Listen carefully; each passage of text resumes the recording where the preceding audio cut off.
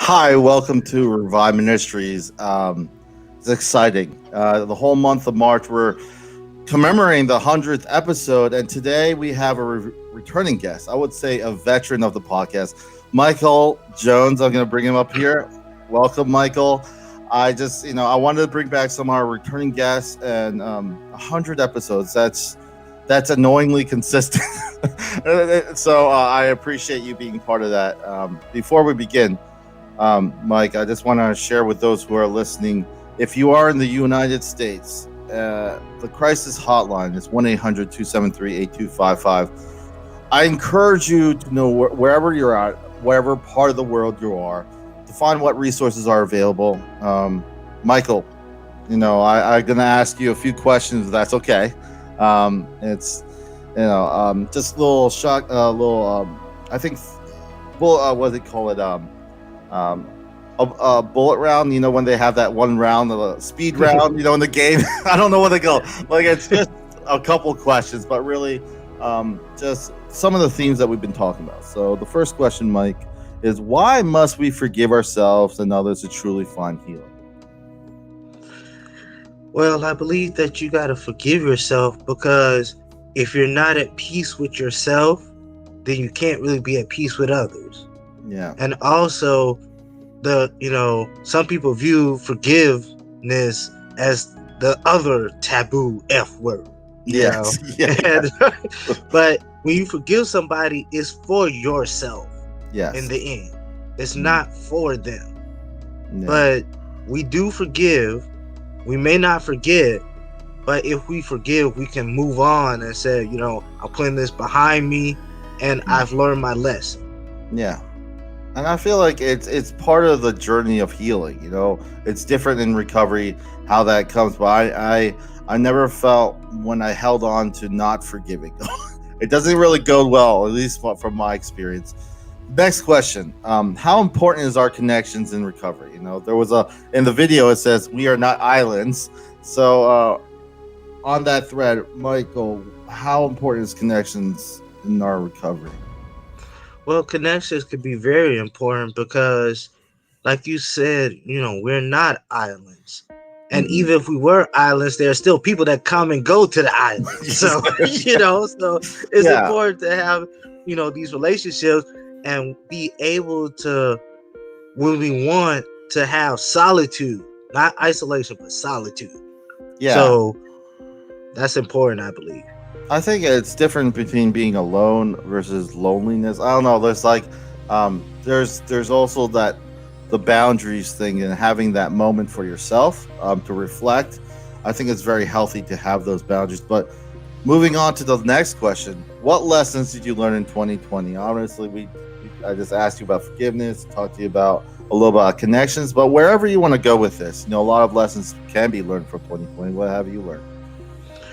Well, I've learned that we really shouldn't take for granted the little things. Yeah. Like in 2020, we were so used to being able to go out and do what we want, Yeah. go places, be around people, Mhm. just have the freedom to go and do as we please. But Yeah. 2020 proved that sometimes, things happen, Hmm. and then when these things happen, you find out what are the really important things in your life, like Yeah. family and your Mhm. connections and different things. Yeah. Yeah. Um, Obviously, a lot of people who listen to that are listening and those who have been guests know that I use quotes, and I'm gonna use quote again. And I want you to listen to this. Read the quote. Obviously, how does it speak to you personally?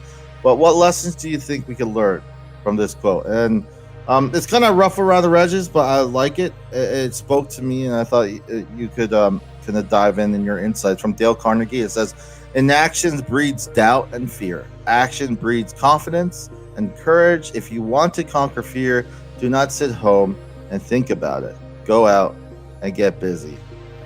Dale Carnegie. um, any thoughts? I'll share a little bit what I thought. Well, I think that for the most part, Mhm. it is a good quote, and it shows that we can't, like, if we want things to change Mhm. or if we want things to progress, Mhm. we have to be the catalyst for that, Yes. because nothing gets done if you just sit there and just complain about it. Yeah. It reminds me of an old saying that one of my male mentors said to me, and it goes, if you don't like something, then do something about it. Yeah.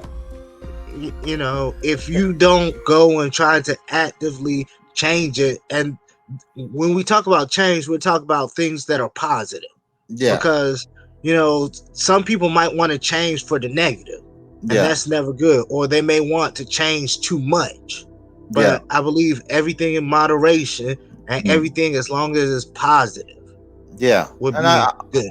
I think also if you listen to what you said about your mentors, just we kind of get stuck. We have the plans in our head, and at the end of the day, it comes to a point where you have to do something. You have to choose. You can choose either to not do it or to do it. And I feel sometimes what slows us down is our fears. 2020, there's a lot of uncertainty, and we could talk ourselves out of a lot of things. Not to be brash with this quote, but at the same time, I feel sometimes that little push to just do something can be helpful, especially if it's positive. So anyway, I want to share with those. Obviously, this is kind of a special episode. We have other episodes going on in March while this uploads, but we're having a giveaway. Yes, and in at the end of the video, you'll see a little video explaining everything, but this is the email, and it'll be in the notes, info@reviveministriesfl.com. I'm going to have Mike ask a question, and it's going to be specific to the podcast itself. 100 episodes, there's a lot of content, so I didn't try to go into like the stories or anything. Really, just certain like um, I don't know, kind of plain questions that go into the whole journey of 100 episodes. And I thought it was appropriate that Mike asked this question. If you can read it, Mike, it's just this. The question is, what was the title for Michael Jones's episode with Revive Ministry Podcast? The first one. I didn't write the first one. The first episode that he had in Revive Ministry Podcast, and I'll make that change right now as we speak, because I want to make sure that people. What was the